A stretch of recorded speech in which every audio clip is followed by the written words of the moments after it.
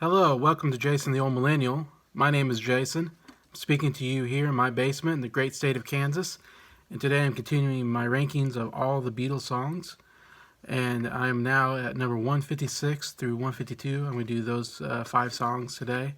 This is still in my category of okay Beatles songs. Not my favorite, but not bad songs. At 156, I have Good Morning, Good Morning. Came off the Sgt. Pepper's Lonely Hearts Club Band album. It was written by John Lennon. The whole story is he saw a commercial for Kellogg's cereal, and there was some kind of jingle in there. And Good Morning, I think, was in the jingle. And it was just one of those things where John was watching TV and he saw a commercial and he said, that'd be interesting. Try to do a jingle type song. Of course, they're doing a lot of different styles of songs at this point. They're trying to kind of go away from the early Beatles sound and doing a lot more experimental stuff and coming up with ideas that nobody else was coming up at that point. So this is just an example of that, I guess. Kind of a catchy jingle song. Good morning, good morning. It has decent guitar work in there, some good horns in there. I like the horns, all that. But besides that, not much to the song. Number 155, I have Back in the USSR. Comes off the White Album. I want to say it's like the very first song you listen to on the White Album. Kind of introduces you to the album. Written by Paul McCartney, mostly. Obviously, it's definitely got a Beach Boys vibe to it. Of course, Beach Boys they were kind of competing with the Beach Boys with Pet Sounds. Of course, was huge and wasn't actually huge, I think, record-wise, but definitely in the music industry, it was definitely like a one of those albums that really groundbreaking. The way they Brian Wilson used a lot of different studio sounds and stuff, and implement all these different stuff to make this kind of wall sound. The kind of stuff he was doing was kind of groundbreaking. And then the Beatles, of course, come out with Sgt. Pepper's Lonely Hearts Club Band and kind of blow them out of the water. And then, of course, this comes pretty much soon after that, the White Album. And I think through their relationship with the Beach Boys, they kind of came up with the idea to try to do like a Beach Boys sounding song. It's also a bit like a Chuck Berry song, I guess, called Back in the USA, which is a song Chuck Berry, I guess, did all about American girls. And so this is kind of almost a satire song, a parody song in a sense. I guess Mike Love from the Beach Boys actually kind of came up with the idea about, what if we changed the USA to, USSR and all this. And so kind of coming with Paul kind of got the idea from Mike Love, kind of, I think, an offhand remark. And Paul liked the idea. Like I said, the White Album, they were doing a lot of experimental stuff. And so he said, what if we do this satirical song where USSR, of course, was like this enemy of, Great Britain and America. We're having the Cold War era coming up. And so we're, not looking favorably in USSR. So it was weird to come up with this idea of like, what if somebody wants to go back? Because you wouldn't think someone would want to go back to USSR. You think it's a communist, oppressive country that everybody would love to be in the USA, but it kind of parodies that by acting like, oh, this guy is going back to the USSR and he's so happy to come back to his home country, and he's talking about the girls in the USSR and stuff. Anyway, so I mean, I guess on paper it's an interesting idea. Never been a huge fan of it, and I think I like the Beach Boys sound, but I like the Beach Boys doing it better than the Beatles trying to do an impression of the Beach Boys. I don't think I like as much. I always say I like the Beatles when they're just trying to be the Beatles. But it has some nice guitar work in there and some interesting, vocals. So got that 155. At 154, I have Your Mother Should Know, coming off the Magical Mystery Tour album and movie. It was an idea written by Paul McCartney.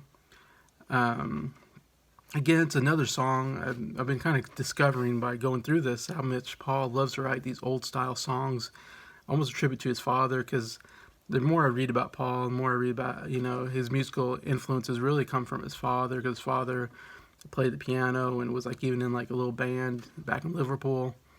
And that when the family got together, his father would play, these old, 20s, 30s, 40s musical numbers. And so Paul kind of has a real nostalgia for that era because he listened to his dad play it on piano, and so he has a kind of a somewhat of a love for that era, and so he loves to write songs kind of with that idea, with that era in mind. So this is another one, tribute to his father, tribute to that older period of time for him. Yeah, it's an interesting song. I mean, Your Mother Should Know. She was born a long, long time ago, which he kept saying that in the song. I'm like, that seems like a diss to your mother. Just keep talking about how long ago she was born, and it's like I wouldn't be talking about that, but okay, it's I don't know. So there, lyrically, it's a little strange, I think. Yeah, definitely was a different style song. It doesn't sound like a Beatles type of music. But I do love the backing vocals in it, and the piano and all that is I think actually pretty nice. Um, I think lyrically it's just a little strange. It's not your typical Beatles song. I just remember it was in the Magical Mystery Tour movie, which I think was a terrible, terrible movie. Hard to sit through.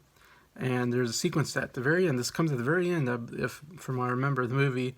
They're all dressed in these white coat suits, tuxes, I guess. These like white tuxes, and they're walking down these white staircase, singing the song "Your Mother Should Know." And it just doesn't make any sense to the movie. It comes out of nowhere. It's one of the least. There's some great songs and great musical numbers in that movie with I'm the Walrus and Fool on the Hill, Magical Mystery Tour. Some really great songs, and then you have this one. It's probably one of the lesser ones on there in my opinion, but anyway. But still, it's got some nice stuff in there. 154, Your Mother Should Know. Now 153 and 152 are basically the same song, so I'm kind of putting them together. And that is Sgt. Pepper's Lonely Hearts Club Band reprise, or the Sgt. Pepper's Lonely Hearts Club Band song at, the reprise at 153, and then just the song at 152, I guess. Reprise is just a short version of the original song, basically, but they're all like the same song, but they're slightly different, so I'm going to rank both of them differently. But I'm going to put them right together since they're like the same song. It's hard to really, you can't really separate the two, but I'll put them right in there. Of course, it's the title track. It's the whole idea behind the album, Sgt. Pepper's, which was an idea by Paul McCartney. That what if they weren't touring anymore, and so they kind of comes up with this idea of like doing almost. It was kind of an idea to do a concept album of like we're not doing an album as the Beatles, we're doing albums as a different band. So it comes up with this band called Sgt. Pepper's Lonely Hearts Club Band. I think it was on an airplane. He kind of come up with this idea. And so he comes up with this band and saying, okay, let's do an album where we're not the Beatles, we're this band. And so instead of doing tours, we're going to ship out this album. The album's going to be like our touring, because it's almost going to be sound like a live album, I think, is the idea. Anyways, and that was kind of the idea behind the whole thing from Paul.